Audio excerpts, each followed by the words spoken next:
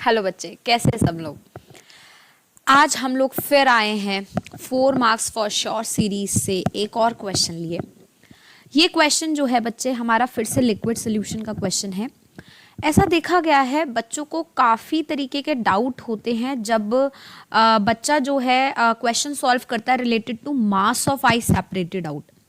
अगर आप लोग पास्ट ईयर्स देखेंगे तो कई बार ऐसे क्वेश्चंस पूछे गए हैं, जेई में भी पूछे गए हैं क्वेश्चंस, एम्स लेवल पे भी पूछे गए हैं कि हमारे पास एक सोल्यूशन है, उसको हमने इस टेम्परेचर तक फ्रीज किया, what is the mass of ice separated out. तो मैंने ऐसा ऑब्जर्व किया है कि इसका कॉन्सेप्ट जनरली बच्चों को बहुत परेशान करता है और बच्चे इस तरीके के क्वेश्चन नहीं लगा पाते हैं। तो उसी तरीके का एक क्वेश्चन जो है मैं आप लोगों के लिए आज लेकर आई हूँ मास ऑफ आइस सेपरेटेड आउट से। और इस वीडियो को आप पूरा देखिएगा क्योंकि इस वीडियो के लास्ट में वो जो क्वेश्चन हम लोगों ने लिक्विड सोल्यूशन से लास्ट एपिसोड में देखा था, जिसमें एक से ज़्यादा अगर नॉन वॉलेटाइल सोल्यूट प्रेजेंट होते हैं और वो सोल्यूट्स अगर सोल्यूशन में है तो हम लोग कॉलिगेटिव प्रॉपर्टी कैसे यूज़ करते हैं, तो उसका एक क्वेश्चन मैंने आप लोगों को होमवर्क में दिया था, है ना। तो उस क्वेश्चन का भी सोल्यूशन मैं आपको इस वीडियो के लास्ट में प्रोवाइड करूँगी। अभी फिलहाल ये क्वेश्चन देखते हैं कि मास ऑफ आइस सेपरेटेड आउट वाला क्वेश्चन को हम लोग कैसे सॉल्व करते हैं, राइट। चलिए सबसे पहले क्वेश्चन पढ़ लेते हैं। क्वेश्चन कह रहा है कि हमारे पास 100 ग्राम ऑफ एक ग्लूकोज का सोल्यूशन है जिसका वेपर प्रेशर हमें 40 टॉर दे रखा है और प्योर वाटर का जो वेपर प्रेशर है वो 40.18 टॉर है। हमने इस सोल्यूशन को -0.93 डिग्री सेल्सियस तक कूल किया है और आपसे पूछ रहा है मास ऑफ आइस सेपरेटेड आउट बताइए, राइट। सबसे पहले बच्चे कॉन्सेप्ट पकड़ते हैं, फिर इस क्वेश्चन को समझेंगे, ठीक है। पहले कॉन्सेप्ट समझते हैं कि आइस सेपरेटेड आउट का कॉन्सेप्ट क्या है। देखिए, जैसे आपके पास एक सोल्यूशन होता है जिसका सॉल्वेंट जो है वो वाटर है और कोई नॉन वॉलेटाइल इसके अंदर सोल्यूट जरूर प्रेजेंट होगा, ठीक है। तो जनरली आपको बोला जाता है कि हमने इस सोल्यूशन को जो है काफ़ी लो टेम्परेचर तक कूल किया है, लो टेम्परेचर तक हमने इसकी क्या करी है, कूलिंग करी है। और वो लो टेम्परेचर जो होता है बच्चे वो इसके फ्रीजिंग पॉइंट से भी बिलो होता है। मैं एक एग्जांपल देती हूँ, आपको बता रही हूँ। जैसे सपोज मेरे पास ये प्योर वाटर है यहाँ पे, तो pure water freezes at 0 degree Celsius, right. अब मैंने क्या किया, इस प्योर वाटर में एक नॉन वॉलेटाइल सोल्यूट डाला। नॉन वॉलेटाइल सोल्यूट डालूंगी, इस प्योर वाटर का जो फ्रीजिंग पॉइंट है, देखिए ये फ्रीजिंग पॉइंट किसका ले रहे हैं हम, वाटर का ले रहे हैं ना, सॉल्वेंट का लेते हैं। सॉल्वेंट फ्रीजेज आउट, सोल्यूट कभी फ्रीज नहीं होता। तो जब मैंने नॉन वॉलेटाइल सोल्यूट डाला तो इसका जो फ्रीजिंग पॉइंट है वो कम हो गया, है ना, freezing point decreases. Let's say वो डिक्रीज होके पहुंच गया -0.5 डिग्री सेल्सियस तक, राइट। तो मुझे क्वेश्चन में ये नहीं बताया जाएगा कि ओरिजिनली फ्रीजिंग पॉइंट उसका क्या है। जैसे मैंने आपको बताया, एज्यूम करो -0.5 उसका फ्रीजिंग पॉइंट है, तो ये जो टेम्परेचर है -0.5, ये बेटा वो टेम्परेचर होगा जब जस्ट आइस बनना शुरू होगा। मतलब जस्ट वाटर अभी फ्रीज होना शुरू हुआ है, अभी आइस पूरा बन के सेपरेट नहीं हुआ, अभी बस आइस बनना की शुरुआत हुई है। हमें क्वेश्चन में ये टेम्परेचर की बात नहीं की जाती, हमें बोला जाता है कि हमने इसे और लोअर टेम्परेचर तक जो है कूल किया। जैसे कि इस पर्टिकुलर क्वेश्चन में एज्यूम करो -0.5 डिग्री सेल्सियस उसका फ्रीजिंग पॉइंट था, लेकिन मैंने उसे -0.5 तक नहीं कूल किया, मैंने उसे कूल किया है -0.93 तक, समझ रहे हैं। तो जब 0.5 पे आइस बनना शुरू हुआ है, मैं उससे भी लोअर टेम्परेचर पे लेके जा रही हूँ, मतलब काफी सारा आइस बन गया होगा, है ना। तो बेसिकली ये कॉन्सेप्ट है कि आपने इतने टेम्परेचर जब हीट करोगे तो कितना आइस बनेगा, हमें वो निकालना है। तो हम क्या करेंगे, हम ये जानते हैं कि डेल्टा TF जो होता है KF इंटू मोलालिटी होता है। मोलालिटी को लिख सकते हैं number of moles of solute by बच्चे मास ऑफ सॉल्वेंट, ठीक है। तो अगर मैं इसी टेम्परेचर को जो फ्रीजिंग पॉइंट से भी लोअर टेम्परेचर है जहां तक मैं सोल्यूशन को कूल कर रही हूं, मैं उतने लोअर वाले टेम्परेचर को ही उसका फ्रीजिंग पॉइंट लेट से मान लेती हूँ। मैंने मान लिया कि सोल्यूशन का इतना हो गया फ्रीजिंग पॉइंट, तो डेल्टा TF अगर मैं 0.93 रख दूं और वहां से कैलकुलेट करूं मास ऑफ सॉल्वेंट, तो बच्चे ये वो मास ऑफ सॉल्वेंट आएगा जो कि रिमेनिंग होगा after the ice is separated out. बात समझ आई? फिर से समझा देती हूँ, एक बार फिर से अच्छे से सुन लीजिए क्या बोला है हमने, ध्यान देना। आपने सॉल्वेंट पहले से लेकर रखा हुआ है, ठीक है, वो एक सॉल्वेंट आपने लेट्स से 100 ग्राम पहले से लेकर रखा हुआ है सॉल्वेंट, ठीक है। अब उस सॉल्वेंट में आपने नॉन वॉलेटाइल सोल्यूट डाला, वो पानी 0 डिग्री सेल्सियस पे फ्रीज होता था 100 ग्राम। अभी नॉन वॉलेटाइल सोल्यूट डाल के वो 0 डिग्री सेल्सियस पे फ्रीज नहीं हो रहा, वो -0.5 पे फ्रीज हो रहा है, लेकिन मैं उसे -0.5 पे नहीं लेके जा रही, मैं उसे -0.9 पे लेके जा रही हूँ, मतलब जितने में फ्रीज होता है उससे भी बिलो लेके जा रही हूँ। तो बहुत सारा आइस सेपरेट आउट हो गया होगा। तो कॉन्सेप्ट ये है कि जो सबसे बिलो वाला टेम्परेचर है, जहां तक आप उसे कूल कर रहे हो, उसी टेम्परेचर को फ्रीजिंग पॉइंट मानो और delta TF equals to KF वाला फॉर्मूला लगाओ और वहां से moles of solute by mass of solvent वाला जो फॉर्मूलालिटी आती है, वहां से मास ऑफ सॉल्वेंट निकालो। जो मास ऑफ सॉल्वेंट वहां से आएगा बच्चे, वो मास ऑफ सॉल्वेंट होगा जो कि पानी बचा होगा after the ice separated out. तो पहले कितना सॉल्वेंट आपने लिया है और अब कितना सॉल्वेंट बचा हुआ है आइस के निकलने के बाद, वो आपको पता चल गया। सब्ट्रैक्ट कर दो, क्या आ जाएगा, आइस कितना सेपरेट हुआ है। बात क्लियर हुई। तो इसी तरीके से ये कॉन्सेप्ट मैंने आपको बिल्ड करवाया है कि ऐसे क्वेश्चंस का कॉन्सेप्ट क्या है। अब इसी कॉन्सेप्ट को इस सवाल पे यूज करते हैं और देखते हैं कि इस सवाल से मैं कैसे वर्क कर सकती हूँ, ठीक है। तो इस क्वेश्चन के हिसाब से तो जो मेरा सोल्यूशन है वो 100 ग्राम है, C6H12O6, मतलब ग्लूकोज को पानी में डिसॉल्व कराया है। कितना सल्यूट है, कितना सॉल्वेंट मुझे नहीं दिया, मुझे बस इतना पता है कि सल्यूट का मास प्लस सॉल्वेंट का मास जो है बेटा वो 100 ग्राम है, ठीक है। ये पहला इक्वेशन है। साथ में मुझे ये पता है कि इस सॉल्यूशन का वेपर प्रेशर होना चाहिए था 40.18 torr, but non volatile solute डाला तो वो वेपर प्रेशर हो गया इसका 40 टॉर, है ना। तो हम लोग जानते हैं P0 minus PS upon PS, number of moles of solute bye number of moles of solvent, ये फॉर्मूला होता है।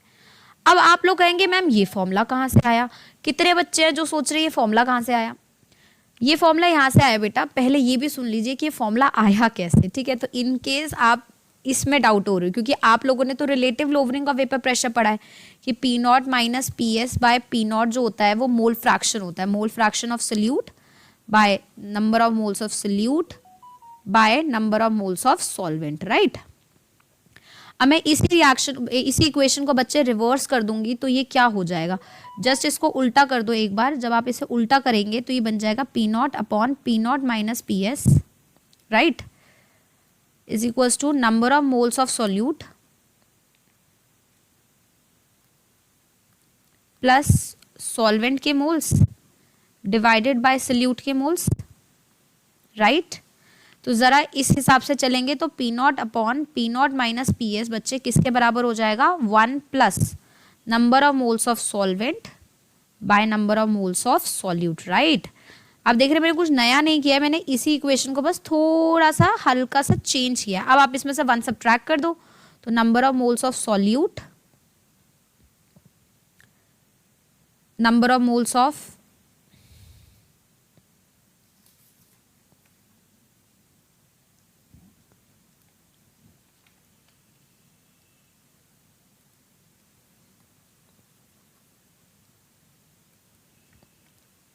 तो इसको आप इसमें से सब्ट्रैक्ट कर दीजिए बेटा, क्या आ जाएगा आपके पास, number of moles of solvent by number of moles of solute is equals to P0 upon P0 minus PS minus 1, right.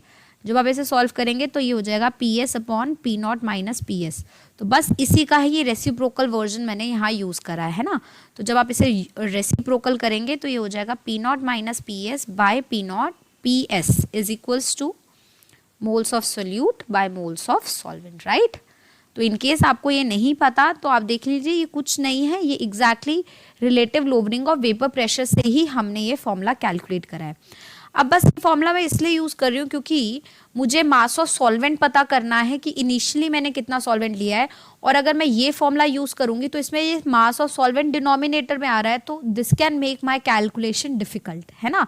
तो हमें ये भी सोचना है कि हमारा कैलकुलेशन जो है बहुत ज़्यादा टाइम ना ले। और अगर आप डाइल्यूशन यूज़ करेंगे बेटा तो क्या हो सकता है, you might get answer in a approximated version. तो इट्स बेटर कि मैं डाइल्यूशन यूज ना करूं और ये फॉर्मूले से डायरेक्ट निकाल लूं कि कितना मास ऑफ सॉल्वेंट प्रेजेंट है, इसलिए मैं ये फॉर्मूला यूज करूंगी, राइट। अब पी नॉट का वैल्यू कितना है 40.18 माइनस 40/40 जो है, राइट। अब सल्यूट है मेरा C6H12O6 जिसका मोलर मास क्या होता है बेटा, उसका मोलर मास होता है 180। तो मैं मोल्स ऑफ सल्यूट को mass of solute by molar mass लिख देती हूँ, मोल्स ऑफ सॉल्वेंट को मैं मास ऑफ सॉल्वेंट लिख देती हूँ, और सॉल्वेंट मेरा वाटर है तो वो 18 हो गया, राइट। तो इसको ही हम लोग सॉल्व कर लेते हैं, तो ये आया 0.18/40 इज इक्वल्स टू, आप देखेंगे mass of solute bye mass of solvent into 10 आ रहा है ना। तो यहाँ से इसको सॉल्व कर लेते हैं। तो मास ऑफ सॉल्यूट कितना आया बच्चे, मास ऑफ सॉल्यूट आया आपका 0.18/4 इंटू मास ऑफ सॉल्वेंट। इसको बच्चे मैं इक्वेशन 2 कर देती हूँ, and now I place equation 2 in equation 1। इस वाले इक्वेशन में मैं प्लेस कर देती हूँ, ठीक है। अब मैं अगर प्लेस करूंगी तो क्या आएगा बच्चे, मास ऑफ सल्यूट की जगह 0.18/4 mass of solvent plus mass of solvent is equals to 100 है। यहाँ से मास ऑफ सॉल्वेंट निकाल लीजिए बेटा, तो मास ऑफ सॉल्वेंट आप देखेंगे कितना आएगा, तो एलसीएम ले लेते हैं तो 400। अब यहाँ पे 4 प्लस 0.18 मतलब 4.18, तो ये आ गया। इसको जब आप सॉल्व करेंगे अप्रोक्सीमेटली 95.63 ही आपका मास ऑफ सॉल्वेंट आएगा, राइट। तो ये कौन सा मास ऑफ सॉल्वेंट निकाला है बच्चे मैंने, ये वो वाला मास निकाला है मैंने जो मैंने इनिशियली लिया है, ठीक है। अभी फ्रीज नहीं हुआ, मैंने टोटल पानी ही इतना लिया है।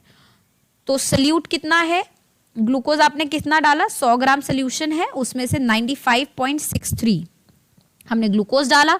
तो अब इसे सॉल्व करेंगे, ये अप्रोक्सीमेटली आएगा 4.37 ग्राम, राइट। तो ये हो गया आपका मास ऑफ सल्यूट। तो आपके पास आ गया कि इनिशियली आपने कितना सॉल्वेंट लिया है और इनिशियली सल्यूट कितना प्रेजेंट है।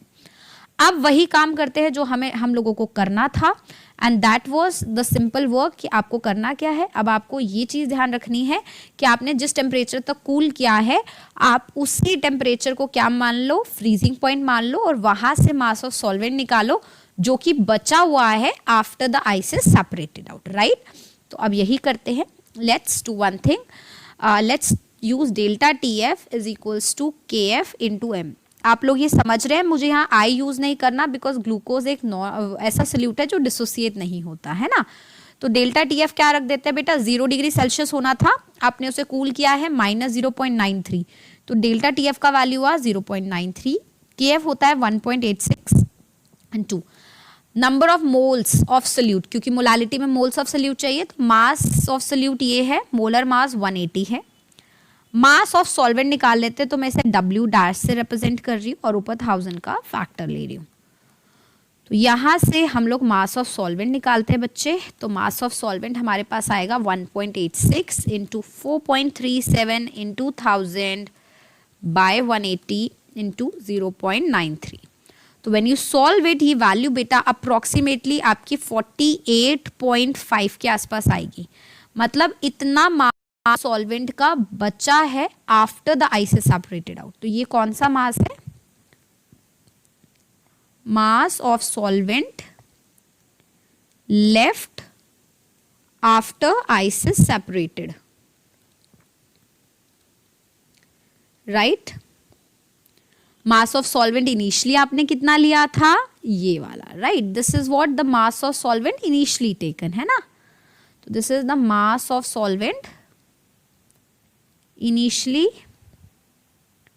taken. So what is the mass of ice separated out? Question done.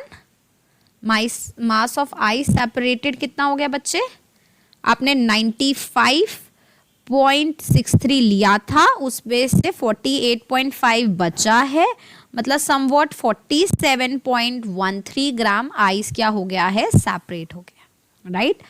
I hope आपको ये क्वेश्चन पसंद आया है और आप इस तरीके के क्वेश्चन को सॉल्व कर पाएंगे, राइट। अब ताकि आपका कॉन्सेप्ट और फर्म हो जाए और इस तरीके के क्वेश्चन आप लगा सकें, तो एक क्वेश्चन मैं आपको और दे रही हूँ ताकि इसी कॉन्सेप्ट के ऊपर बेस, जो कि मैं अगले एपिसोड में आप लोगों के साथ डिस्कस करूंगी, राइट। तो चलिए देखते हैं वो क्वेश्चन क्या है। So this is the question जो आपके होमवर्क के लिए है। आप प्लीज़ इस क्वेश्चन को ट्राई करिएगा एंड कमेंट करके बताइएगा कि क्या आंसर आ रहा है, और in the next session, in the next episode we will discuss this, right. चलिए, तो ये क्वेश्चन मैं एक बार पढ़ देती हूँ आप लोगों के लिए। ये सिंपलेस्ट दिया है, मैंने जो कराया वो थोड़ा सा बड़ा और लेंथी क्वेश्चन है।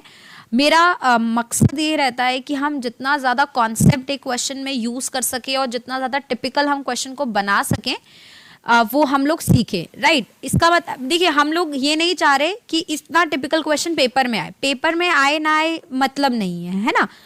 बात ये है कि अभी हम लोगों का जो प्रिपरेशन है, अगर वो अच्छा रहेगा, वो एक लेवल अबव रहेगा, तो उससे बिलो अगर कोई भी क्वेश्चंस आएंगे तो हमारे अंदर एक कॉन्फिडेंस बिल्डअप होगा कि हाँ नहीं, मैंने तो इससे भी बहुत अच्छे अच्छे क्वेश्चंस लगाए हैं, ये क्या चीज़ है, ये तो मैं ऐसे चुटकियों में लगा दूंगा, है ना। वो चीज़ मैं डेवलप करना चाह रही हूँ। तो इसके लिए मैं ये सारी चीज़ें जो है आप लोगों के साथ शेयर कर रही हूँ। तो ये क्वेश्चन सुक्रोज सोल्यूशन के ऊपर है, जिसमें हमने 100 ग्राम सुक्रोज सोल्यूशन को कूल्ड किया है -0.5 डिग्री सेल्सियस तक। मास ऑफ आइस सेपरेट आउट करिए, बताइए क्या होगा जब -0.38 डिग्री सेल्सियस तक मैं उसे ले जाऊं, है ना। एक बार ज़रूर सॉल्व करिएगा, ठीक है। Now let's move on to the last episode का जो क्वेश्चन हम लोगों ने आपको दिया था और आप लोगों के साथ शेयर किया था, उस क्वेश्चन को भी देख लेते हैं, ठीक है।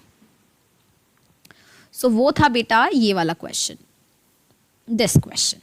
तो ये क्वेश्चन आई होप आप लोगों ने किया हो और आप लोगों को समझ आया हो क्या है। इस क्वेश्चन को भी एक बार सॉल्व करके देख लेते हैं। सो ये क्वेश्चन मुझे क्या कह रहा है? ये क्वेश्चन बेटा मुझे कह रहा है कि मेरे पास एक इंडस्ट्रियल वेस्ट है जिसके अंदर 8.2% सोडियम फॉस्फेट है, 12% मैग्नीशियम सल्फेट है। तो मेरे पास दो नॉन वॉलेटाइल सल्यूट हैं, एक है सोडियम फॉस्फेट और एक है मैग्नीशियम सल्फेट, ठीक है। ये 8.2% बाय मास है और ये हमारा 12% बाय मास है।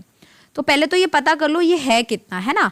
तो 8.2% बाय मास का मतलब क्या हुआ? सोडियम फॉस्फेट मैं ले रही हूँ। 8.2% बाय मास का मतलब ये हुआ बच्चे कि 8.2 ग्राम Na3PO4 का प्रेजेंट है इन 100 ग्राम ऑफ सोल्यूशन, राइट। यही मतलब हुआ। Number of moles of sodium phosphate कितने हुए बच्चे? मास ऑफ सोल्यूट कितना है? 8.2, और मोलर मास कितना होता है इसका? सोडियम का 23, 31 एंड 16 इंटू 464, तो ऐड करेंगे 164 बन जाएगा। तो ये मोल्स है, ये 100 ग्राम सोल्यूशन में है, ठीक है। हम लोग ये भी कैलकुलेट कर लेते हैं कि मास ऑफ सॉल्वेंट क्या होगा। देखिए मास ऑफ सॉल्वेंट कैसे आ जाएगा? 100 ग्राम सोल्यूशन है, 8.2 ग्राम सोल्यूट है, सब्ट्रैक्ट कर दीजिए। मास ऑफ सॉल्वेंट आपका समवॉट अराउंड 91.8 ग्राम आ जाएगा, है ना। ये सोडियम फॉस्फेट मैंने ले लिया। यहीं पे अगर मैं मैग्नीशियम सल्फेट के बारे में बात करूं तो मैं बोल सकती हूं कि ये आपका 12 ग्राम मैग्नीशियम सल्फेट प्रेजेंट होगा 100 ग्राम सोल्यूशन में, बाय मास का यही मतलब होता है। तो number of moles of magnesium sulphate कितने हुए बच्चे? ये हुए 12 बाय, इसका मोलर मास 120 ही होता है, मतलब 1/10 मोल्स ही होगा इसके, है ना। और मास ऑफ सॉल्वेंट यहाँ पर कितना आया? यहाँ से जो मास ऑफ सॉल्वेंट आया बच्चे वो आया 100 - 12 मतलब 88। तो टोटल मास ऑफ सॉल्वेंट कितना है पहले तो ये भी पता कर लेते हैं ना। तो मास ऑफ सॉल्वेंट टोटल कितना है मेरे पास? वो है 91.8 plus 88, so that comes out to be 179.8 gram. हो सकता है कि आप यहाँ गलती कर दो, है ना, कि आप टोटल मास ऑफ सॉल्वेंट ना निकालो, क्योंकि बेटा अब जब मैंने इनको मिक्स कर दिया तो मेरा जो सोल्यूशन है वो जो मैग्नीशियम सल्फेट वाला पानी भी है, उसके अंदर सोडियम फॉस्फेट का भी पानी है, तो मतलब टोटल सोल्यूशन में मास ऑफ सॉल्वेंट कितना है ये निकालना बहुत ज़रूरी है ना। तो प्लीज़ बताइएगा कितने बच्चों ने ये गलती करी थी, है ना, क्योंकि ये बहुत कॉमन मिस्टेक है जो आप लोग कर सकते थे, राइट। एनीवेज मैंने आपको बता दिया कि यहाँ तक हमने ऐसा कर लिया। अब इसके बाद हमें निकालना क्या है ये उसके ऊपर फोकस करते हैं। हमें पता है Na3PO4 जो है जब ये डिसोसिएट होता है तो 3 sodium ions plus phosphate ions में टूटता है, और लेट्स से इसका इनिशियल मोल्स आपने 1 लिया था। इनिशियल मोल्स अगर इसका 1 हम लोगों ने लिया है, इसमें से ये अल्फा डिसोसिएट हुआ, ये 3 अल्फा बना, ये अल्फा बना, तो आई का वैल्यू इसका 1 + 3 अल्फा होगा। क्वेश्चन में इसका डिग्री ऑफ डिसोसिएशन ऑलरेडी हमें 0.5 गिवन है, तो 50%, तो मतलब 0.5, so that comes out to be 1 + 1.5 मतलब 2.5, है ना। तो मैं I of Na3PO4 into molality of Na3PO4 अगर कर लूँ तो ये वैल्यू मेरे पास आ जाएगा कितना, 2.5। मोलालिटी निकाल लीजिए क्योंकि मोल्स अभी मैंने आपको बताया कैसे निकलेंगे, 8.2/164 moles of solute present in total mass of solvent. अब इसको अप्रोक्सीमेटली 180 लेके कर लीजिएगा सॉल्व, कैलकुलेशन इजी हो जाएगी, इनटू 1000, राइट। सिमिलर लाइंस पे आप इसको जब सॉल्व करेंगे ये वैल्यू समवॉट अराउंड 0.769 या 7 के आसपास आ जाएगा। सेम आप मैग्नीशियम सल्फेट के लिए भी कर लीजिए। मैग्नीशियम सल्फेट आपके पास प्रेजेंट है, टूटेगा as magnesium ions and sulphate ions, तो ये 1 में से अल्फा गया, ये अल्फा बना, ये अल्फा बना, आई का वैल्यू कितना आया 1 + अल्फा, तो 1 प्लस इसका डिग्री ऑफ डिसोसिएशन ऑलरेडी 60% मतलब 0.6 मतलब 1.6 हो गया, राइट। अब इसका भी I इंटू मोलालिटी कर लीजिए, तो I of magnesium sulphate into molality of magnesium sulphate, तो I ऑफ मैग्नीशियम सल्फेट कितना है बच्चे 1.6, मोलालिटी 1/10 मोल्स थे, 180 ले लिया मैंने सॉल्वेंट का, 179.8 है, 180 ले लिया अप्रॉक्सीमेटली 1000 से मल्टीप्लाइड, तो जब हम इसे सॉल्व करेंगे ये अप्रॉक्सीमेटली बच्चे आ जाएगा 0.88 के बराबर, राइट। हमें क्वेश्चन में कैलकुलेट क्या करना है, क्वेश्चन में हमें बताना है boiling point, normal boiling point, KB का वैल्यू हमें गिवन है, राइट। तो इसलिए हम लोग delta TB is equals to I of sodium phosphate into molality of sodium phosphate plus I of magnesium sulphate into molality of magnesium sulphate into के भी कर देंगे, बस यही करना था, है ना। तो मैंने आपको बताया था जितने भी सल्यूट्स होते हैं सबके I इंटू मोलालिटी को सम करके ऐड करती जाइए, है ना। तो डेल्टा टीबी का वैल्यू कितना हुआ बच्चे, ये वैल्यू अभी हमने निकाला 0.88, ऊपर वाला वैल्यू निकाला 0.7, के बी का वैल्यू क्वेश्चन में गिवन है 0.50, सॉल्व करिए, डेल्टा टीबी का वैल्यू आ जाएगा 0.79। आपको डेल्टा टीबी नहीं निकालना, आपको क्या निकालना है बॉइलिंग पॉइंट। तो वैसे बॉइलिंग पॉइंट कितना होता है 100 डिग्री सेल्सियस, तो आप इसको ऐड कर दीजिए, तो नॉर्मल बॉइलिंग पॉइंट कितना हो जाएगा 100 + 0.79, so that comes out to be 100.79 degree Celsius, right. I hope ये कॉन्सेप्ट आपको समझ आया है और आई होप आप लोग ये आंसर निकाल पाए थे, राइट। Thank you.